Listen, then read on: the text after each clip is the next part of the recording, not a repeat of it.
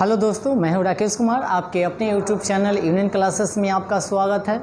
आज हम लोग देखेंगे भारत के प्रमुख जलप्रपात के बारे में देखेंगे और कौन सा जलप्रपात कहाँ है और स्थित माने किस नदी पर है उसके बारे में, और ऊंचाई उसका कितना है उसके बारे में चलेंगे। ठीक है, इससे भी कहने का मतलब ऐसे एग्ज़ाम में क्वेश्चन पूछे जाते हैं। चलिए आते हैं हम लोग बिना टाइम गंवाए हुए स्टार्ट करते हैं वीडियो को। आइए स्टार्ट करते हैं। क्वेश्चन नंबर 1 से आते हैं, ध्यान दीजिएगा। पहला का कहता है, पहला का जो है से बहुत ही VVI इंपोर्टेंट है, यानी कि जोग एवं गोरसप्पा जो है से किस नदी पर है, तो सारावती, और इसकी ऊंचाई अगर कहेगा तो 255 मीटर हो जाएगा। ठीक है, आइए अगला चलते हैं, नंबर 2 चलते हैं। याना आने की याना ना, या चलिए 21 नदी पर हो जाएगा तो नर्मदा नदी पर। कौन नदी पर? नर्मदा, और इसकी ऊंचाई हो जाएगा कितना? 183 है ना। याना हो जाएगा कितना, यानी कि याना हो जाएगा किस नदी पर? नर्मदा नदी पर। इसकी ऊंचाई हो जाएगा 183। और जोग एवं गोरसप्पा अगर कहेगा तो किस नदी पर? तो सारावती, और इसकी ऊंचाई हो जाएगा कितना? 255 मीटर। ठीक है, अब आते हैं नंबर 3, शिव समुद्रम। ये बहुत इंपॉर्टेंट है, इसको भी याद कर लीजिएगा। तो शिव समुद्रम जो है से किस नदी पर? कावेरी नदी पर। किस नदी पर है? तो कावेरी नदी पर है, और इसकी ऊंचाई जो है से 90 मीटर है। कितना मीटर है? 90 मीटर है। ठीक है, तो एक बार फिर से याद कर लेते हैं, 3 को याद कीजिएगा। जोग एवं गोरसप्पा अगर कहेगा तो किस नदी पर है? तो यानी कि सारावती नदी पर है, और इसकी ऊंचाई कहेगा तो 255 मीटर हो जाएगी। उसके बाद याना कहेगा तो याना कहने का मतलब हो जाएगा कहाँ, यानी कि किस नदी पर है? तो नर्मदा नदी पर है, और इसकी ऊंचाई हो जाएगा क्या? 183। ठीक है, नर्मदा नदी ऐसी नदी है जो डेल्टा नहीं बनाती है। ठीक है, नर्मदा और ताप्ती जो है से डेल्टा नहीं बनाती है। आगे आइए, शिव समुद्रम अगर कहेगा तो शिव समुद्रम जो है से किस नदी पर है? तो कावेरी नदी पर है, और इसकी ऊंचाई जो हो जाएगा कितना? 90 मीटर हो जाएगी। ठीक है, आइए अब आगे चलते हैं। गोकक जलप्रपात याद कर लीजिएगा, एग्जाम में पूछेगा। यानी कि गोकक जलप्रपात जो है से किस नदी पर है? तो गोककी नदी पर है। अब कहेगा जोग एवं गोरसप्पा जो है से जलप्रपात किस नदी पर है? तो सारावती। कह देगा शिव समुद्रम जो है से जो जलप्रपात है किस नदी पर है? तो कावेरी नदी पर है। ठीक है, इस तरह से आप लोगों को एग्जाम में क्वेश्चन पूछेगा। ठीक है, तो कहेगा गोकक यानी कि जलप्रपात जो है से किस नदी पर है? तो गोकक नदी पर ही है। अगर इसकी ऊंचाई की बात किया जाए तो 55 मीटर होगा। ठीक है, आइए उसके बाद यानी कि 4 हो गया, यानी कि पंचमा हम लोग चलेंगे। पंचमा क्या कहता है? पायकाड़ा, यानी कि पायकाड़ा हो जाएगा किस नदी पर? तो नीलगिरी क्षेत्र में हो जाएगी, और इसकी ऊंचाई नहीं दिया गया है, याद रखिएगा। चुलिया, यानी कि इसको याद कीजिएगा, 6ठा नंबर को क्या? चुलिया, यानी कि चुलिया जो है से किस नदी पर है? तो चप्पल नदी पर। कौन नदी पर?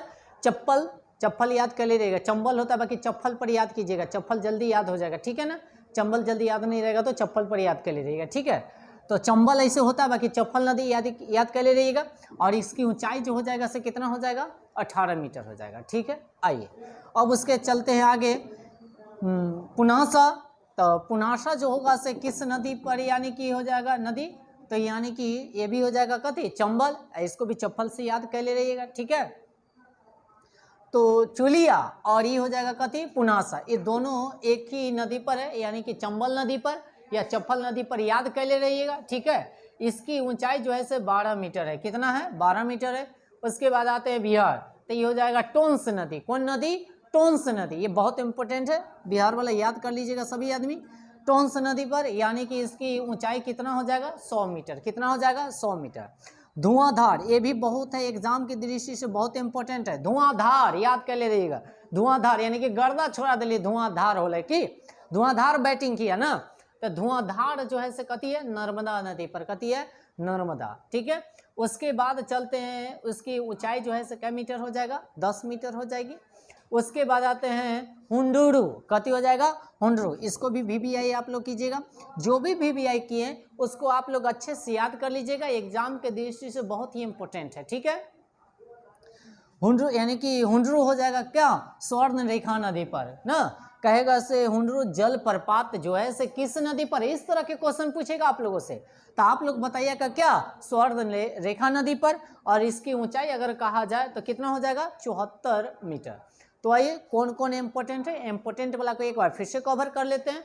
देखिएगा, जोग एवं गोरसप्पा जलप्रपात किस नदी पर है, तो यानी कि सारावती नदी पर है।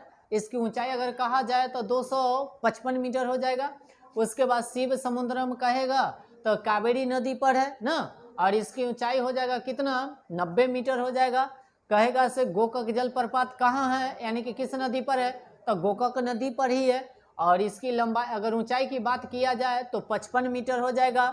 उसके बाद आगे आते हैं, ये दोनों को आप लोग क्या कीजिएगा, पाए काड़ा इसको याद नहीं कीजिएगा। उसके बाद चलिए इसको भी याद नहीं कीजिएगा, पुनासा इसको आप लोग याद कर सकते हैं। पुनासा जो हो जाएगा कथी, यानी कि चंबल नदी पर, इसकी ऊंचाई जो है से कितना 12 मीटर हो जाएगा। पुनासा को भी वीवीआई आप लोग कर लीजिएगा। उसके बाद विहार वाला को याद कीजिएगा, कहाँ है, टोंस नदी पर है। कौन नदी पर, टोंस नदी पर है, और इसकी ऊंचाई जो है से 100 मीटर हो जाएगा। कितना हो जाएगा 100 मीटर। और धुआंधार, ये तो एकदम याद करिए लीजिएगा धुआंधार वाला को, तो धुआंधार है ना, धुआंधार बैटिंग किया ना, तो धुआंधार के मतलब यानी कि हो जाएगा किस नदी पर, तो नर्मदा नदी पर, और इसकी ऊंचाई जो है से कितना हो जाएगा 10 मीटर हो जाएगी। और एक और याद कर लीजिएगा 10 नंबर ये भी आई है ना, यानी कि हुंडरू जलप्रपात। कौन जलप्रपात, हुंडरू जलप्रपात आपको एग्जाम में पूछाएगा। जो हुंडरू जलप्रपात जो है से किस नदी पर माने स्थित है, तो आप लोग कहिएगा क्या, स्वर्ण रेखा नदी पर है।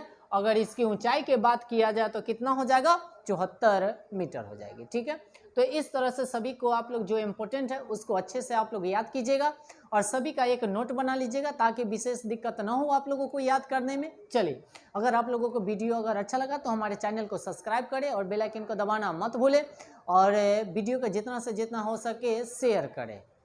चलिए, तो रहने देते हैं, आज के लिए इतना ही।